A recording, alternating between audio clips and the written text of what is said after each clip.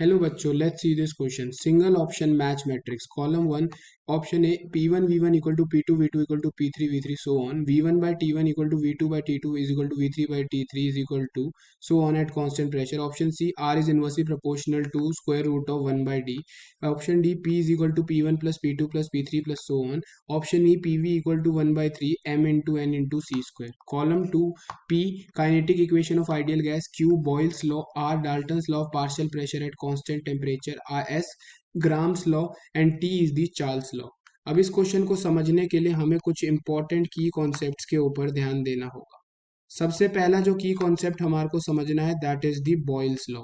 Boyle's law हमारे पास क्या बताता है? बॉयल्स लॉ कहता है एट कांस्टेंट टेम्परेचर, अगर मैं टेम्परेचर को क्या कर देता हूँ, कांस्टेंट कर देता हूँ, तो pressure is inversely proportional to volume देखने को मिलता है। From the ideal gas equation हमें पता है pressure is equal to PV equal to NRT होता है, तो pressure will be equal to NRT by V. N constant, R constant, अगर मैं टेम्परेचर को कांस्टेंट कर दूंगा तो P will be inversely proportional to V, और हम क्या बोल सकते हैं, the product of pressure into volume will be equal to some constant. तो PV is equal to constant हमारे को देखने को मिलेगा। तो यहाँ से अगर मैं इसको पुट करता हूँ तो P1 V1 will be equal to P2 V2 so on will be equal to P3 V3 के इक्वल हमारे को देखने को मिलेगा। तो बॉयल्स लॉ में क्या बताता है? At constant temperature the product of pressure and volume remains constant. Next हमें जो नेक्स्ट कंसेप्ट हमारे को समझना है that is the Charles law के बारे में। चार्ल्स लॉ हमारे को क्या बताता है? चार्ल्स लॉ हमें बताता है एट कांस्टेंट प्रेशर, अगर हम प्रेशर को क्या कर देते हैं, कांस्टेंट कर देते हैं, तो volume is directly proportional to temperature. Ideal gas equation है पीवी इक्वल टू एनआरटी, तो वॉल्यूम क्या हो जाएगी यहाँ से एनआरटी बाय पी। अगर मैं यहाँ प्रेशर को कांस्टेंट कर दूंगा तो volume will be directly proportional to temperature, और हम क्या बोल सकते हैं, the quotient of volume by temperature का जो रेशियो होगा वो क्या होगा, कांस्टेंट हो जाएगा। यानी यहाँ से हमारा V1 by T1 will be equal to V2 by T2 will be equal to V3 by T3 so on. तो चार्ल्स लॉ क्या बताता है? कांस्टेंट प्रेशर पे वॉल्यूम बाय टेम्परेचर का जो रेशियो रहेगा वो क्या रहेगा, कांस्टेंट रहेगा। नेक्स्ट जो हमारे को की कंसेप्ट समझना है that is the concept of grams law. Graham's law हमारे पास क्या बताता है? यहाँ पे हमें नेक्स्ट जो कंसेप्ट पढ़ना है that is Graham's law.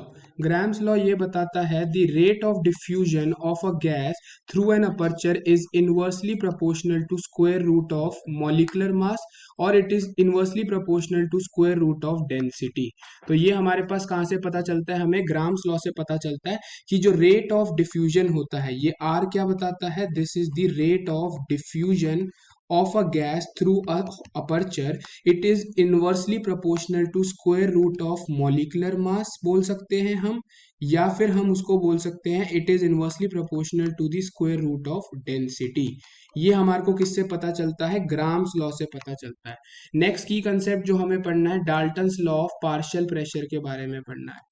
Dalton's law क्या बताता है? अगर सपोज एक मिक्सचर हमने बनाया है जिसमें हमने काफी सारी गैसेस को मिक्स करा है, suppose A B C are the three gases जिनको हमने मिक्स करके क्या बनाया है, एक मिक्सचर ऑफ गैसेस बनाया है। तो उसने क्या कहा है, डाल्टन्स लॉ ने ये कहा है the partial total pressure of the mixture it will be equal to the sum of the partial pressure of the individual gases. That is total pressure जो मिक्सचर का होगा it will be equal to the partial pressure of A plus partial pressure of B plus partial pressure of C so on. और ये graph जो ये जो law होता है ये एप्लीकेबल होता है एट कांस्टेंट टेम्परेचर। तो डाल्टन्स लॉ हमें क्या बताता है? The partial total pressure of the mixture it is equal to the sum of the partial pressure of the individual components. Next हमें बात करनी है kinetic equation of ideal gases की। Kinetic equation of ideal gases हमारे को क्या बताती है? Kinetic equation of ideal gases हमें क्या दे रखा है? PV is equal to 1/3 m into N into C square.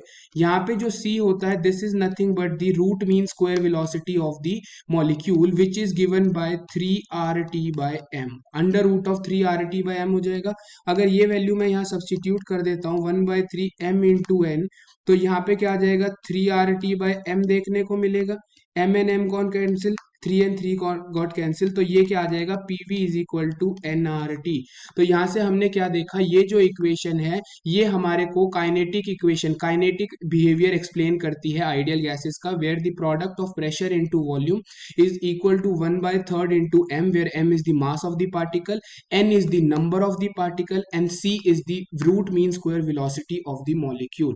तो हमारे करेक्ट मैचिंग क्या हो जाएगी, ए का आंसर हमारे पास क्या हो जाएगा, क्यू के इक्वल हो जाएगा, बी का आंसर हमारे पास हो जाएगा टी के इक्वल, सी का आंसर हमारे पास हो जाएगा एस के इक्वल, डी का आंसर हमारे पास हो जाएगा आर के इक्वल, और ई का आंसर हमारे पास हो जाएगा पी के equal. I hope you understood it well. All the best, thank you.